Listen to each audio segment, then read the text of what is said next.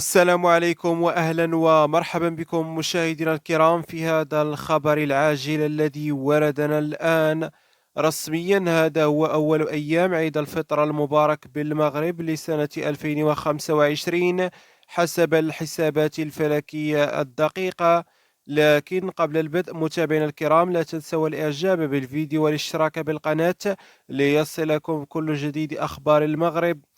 وفي التفاصيل تشير الحسابات الفلكية إلى أن عيد الفطر في المغرب سيصادف يوم الاثنين 31 مارس 2025، يعني أن شهر رمضان لهذا العام سيقتصر على 29 يوما فقط، خلافا لبعض السنوات التي يكمل فيها الشهر 30 يوما.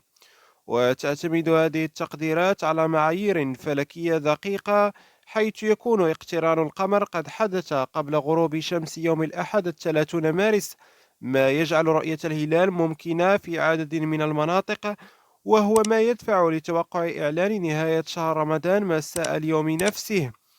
ورغم أن الحسابات الفلكية تستخدم كأداة استرشادية، إلا أن المغرب يعتمد بشكل رسمي على الرؤية الشرعية لتحديد مواعيد دخول الأشهر الهجرية، بما في ذلك شهر رمضان وشوال. وتقوم وزارة الأوقاف والشؤون الإسلامية بمراقبة الهلال عبر لجان متخصصة في مختلف مناطق المملكة، وعليه يتم الإعلان الرسمي عن موعد عيد الفطر بناء على نتائج هذه المراقبة، بغض النظر عن الحسابات الفلكية